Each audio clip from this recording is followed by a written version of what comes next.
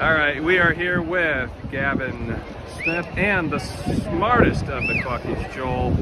Just finished up the 400 lows. Joel, did you have a good race out there? I feel like I got out quick, got to about the 300 mark, and started seeing kids catch me a little bit. Started dying off towards the 300 mark too. So I mean, not my best time of the year, but I'm still happy with it. Ran about average when I run, so I'm happy with what I ran tonight.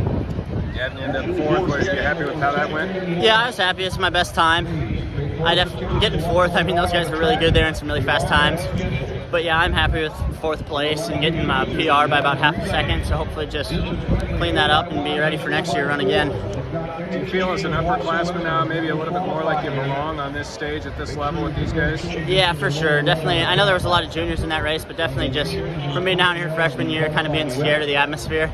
Here I know there's a lot more pressure on me coming in with like a couple of the best times, you know.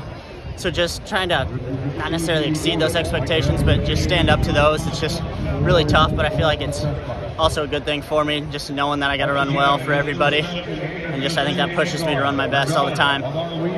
Earlier you got into the finals in the 110 highs. Was that a clean race for you? Not a great race. I think I got out a lot better than I have been. That's something I worked on these past couple days before leading up to state. Then I definitely think I fell off. I think the wind kind of hurt me in that, but the last 4 hurdles, I think I clipped like 2 or 3 of them with my trail legs. So I think clean that up and then hopefully stay up there with those top ones. Just try to be faster over the last hurdle. I think it's going to be important. I'm going to ask you first, and then I'm going to ask Joel the same thing. But when did you know that Joel was a good 400-meter hurdler? I don't know. We were just running them someday in practice. He runs a good 400, and Reboff thought he 4-stepped, so he thinks he can go over with both feet. So I think one day he just decided he's going to throw him in and see what he can do. Is that the way you remember it? Yeah, I know. I was kind of thinking about it all year. I talked to Gavin, I think, at the little bit of the beginning of the season about should I run 400 hurdles this year. Didn't know about it. Was going to stay in the 4x4 all year. Then our time, it kept falling and then stayed. So Reboff said something to me one day about running 400 hurdles.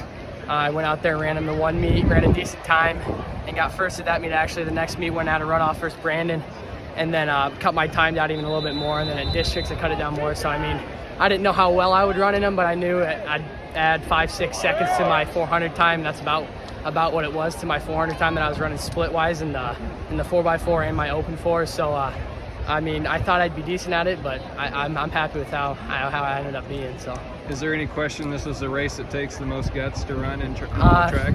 No, this is definitely the hardest race I ran my whole career. So yeah. Do you agree? Yeah, for sure. I mean, I ran the 800 versus Molinex. That was kind of brutal. I don't like those. Definitely more of a 400, but as 400s go, yes, this is definitely the most tough. Who won that 800? Molinex got me at the end. Went out a little too fast. Thought I could run better than I could, but I get tired really fast. So is he gonna try and get in the 110 highs against you, or what? I don't know. I hope fair, so. Right? Yeah, I got a little more confidence in that one. You went in his comfort zone. He ought to try your forte. Yeah. All right. Thanks, guys.